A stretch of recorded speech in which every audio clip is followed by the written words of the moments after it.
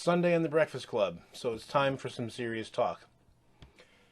This will be my one and only ever time where I will mention Milo Yiannopoulos.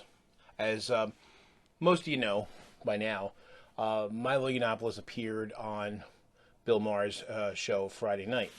And as one might predict, the reaction from the internet has been large on either side, depending on what person's opinion is of him. Now, here's my thought. One thing that I think some of you, anyone who's been aware of me for any length of time, knows that, and all my time on YouTube, I've very rarely addressed individuals, people, and usually I've tried to stick to ideas. And I'm going to explain why in this video. Because the thing that I did watch Milo's appearance and on Bill Maher, and the thing that struck me more than anything else is not anything specifically that he said, and not the way people reacted to him, but really kind of hit on me that more than anything, that he is a troll. That his purpose is to be a provocateur, an agitator. That he says things, he likes shock value, and he likes to stir things up, and he likes to make people uneasy. And he's very successful at that, obviously. A lot of people hate him, and I certainly don't like the stuff he says. But I thought about it. One of my friends who's a former YouTuber commented, and he's somebody who doesn't like Milo either, but he was underwhelmed when he saw the interview, and he felt that some of the response to it was a little over the top. And for my part, I'm not going to comment on that. People are going to react however they feel, and that's fine. That's their right to do. But for me, he is not somebody that I would respond to, and the reason why, other than to make this video to explain why I'm not responding to him specifically, because when I realize that somebody is an agitator, that their primary goal is really to try to get under my skin, they kind of don't have any power anymore. It's when someone says something and they honestly mean it, and it's upsetting, it's very easy to lose one's temper, and I certainly have done that many times. As those of you who know me I'm sure you've seen me do it at various times. But I don't when I kind of know what someone's all about. There's a certain dishonesty to it. And I realized what really struck me, I was feeling that way in general, but when I saw him try to goad former Representative Jack Kingston into telling him to fuck off, and seeing how he was kind of reveling in it, he really wanted to, and even though Kingston wouldn't do it, the fact that it made him uneasy, even though Jack Kingston agrees with a lot of what Milo says, he still wouldn't go that one step. So that still, you could see it in his face. He was really getting into it. I thought he was going to have an orgasm. And so I started thinking about him and how he's risen to prominence. And I remember when he first started making the rounds, he was very popular with some of the anti-feminist and MRA circles. And, he was just some nobody on YouTube, just like I'm some nobody on YouTube. And he really didn't have a lot of traction, because he was basically a group that's fairly marginal to begin with, and he was just one of them, maybe the most prominent nobody in anti-feminism on YouTube, or in those zones. But I thought about it. When people react, it's one thing to I may want to be clear. It's one thing to react negatively to the types of things he says, those ideas, because I think his ideas are largely bad. Harm and ideas that, if taken to their conclusion that he's trying to stress them to, would be harmful to many people. not just hurting their feelings. I think it promotes ideas that lead to people getting bodily harmed. So I oppose that. But as I said earlier, I generally have tried to avoid addressing individuals. Yeah, I will in comments, but whenever I've made videos, I've tried to keep things on attacking the ideas, and there's a few reasons for that. If you look at what's going on, what's gone on forever on YouTube, where somebody who gets to prominence and they've got a lot of troll fans, and somebody puts out a video going after that person, and then their fans, sycophants come around and try to do nasty things to people. They make threats and all sorts of stuff.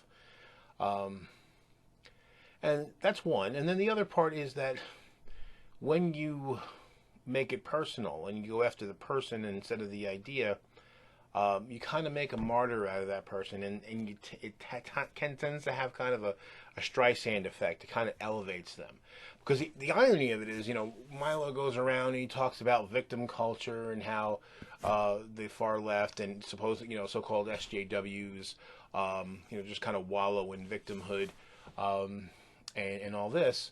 And I have my own problems with people on the extremes, but the thing is that his whole modus operandi is to basically paint himself as a victim. Oh, he's being censored and all this kind of stuff. And of course, colleges, wherever, they don't have to host anybody. I tend to disagree with deplatforming people because I think that taking the platform away, it doesn't get rid of the idea, for one, as we said, and two, again, it allows these guys to play the victim. And I think that that's unfortunately something that affected us to a degree. I don't want to overstate it, but it certainly affected us in the election. There's certainly a segment of people who voted for Trump who were feeling this faux victimization. And given the fact that Trump did actually get 3 million fewer votes, and it was just really the margins in certain states, it's certainly possible that had an impact, because there were a lot of Republicans who didn't want to vote for Trump and didn't, but their lack of votes or voting the other way were canceled out in part by people who voted for Trump simply to stick it in the eye of the far left and people that they're calling everybody snowflakes. And again, I find it funny because to go out there and yell like you're an advocate for free speech and trying to play the victim, and then using that and attacking other people for their supposed victimization fetish.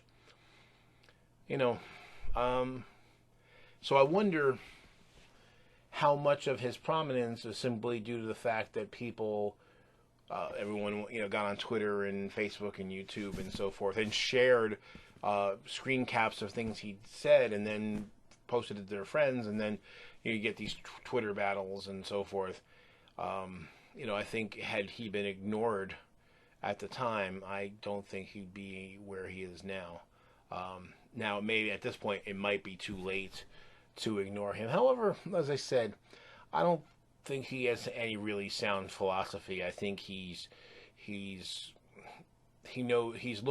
the winds. He's good at reading people, maybe. And so he's using this opportunity to kind of stretch himself out there. But again, I think that, to give one example on somebody who's hasn't gone to that same level, but certainly got a lot more notoriety than he was due.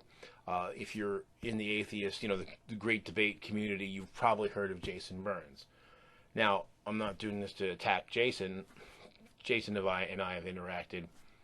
He's a Mancunian with a very poor understanding of science and posted a lot of ridiculous videos, attacking atheism and atheists and trying to promote religion. Some schlub with 234 subscribers, even more of a nobody than I am. But eventually he ended up on the Magic Sandwich Show because a lot of atheists were watching his videos and sharing and mirroring his videos and talking about him. So he ended up on a show hosted by 3 or 4 YouTubers that have subscriber base in the hundreds of thousands. Over basically someone who's really a nobody. The fact that you know who he is, if you do know, you shouldn't. And that's kind of the thing. So we make I think the things that Jason said, a lot of them were really ridiculous or heinous. And I'm against those ideas, but by attacking Jason and making it all about Jason, we elevated Jason to a level that he didn't deserve. It's kind of like why Dawkins won't debate Ken Ham. He's not afraid of Ken Ham. He doesn't want to give Ken Ham the chance to walk away with any kind of credibility. And I know Bill Nye did, and did a pretty good job. But still, Ken Ham definitely made truck on that appearance. So I think that we might have been better off in the case of Milo of not ignoring what he said. Let me make clear. I think bad ideas should be confronted always, but when you make it about the person instead of just about the ideas, it has unintended consequences.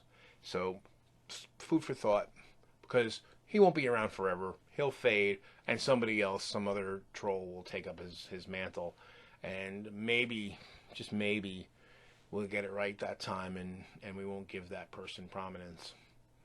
Anyway, that's my thought on it. You're welcome to your opinion. You can tell me how wrong I am in the comment field, as much as everyone always does. Take care.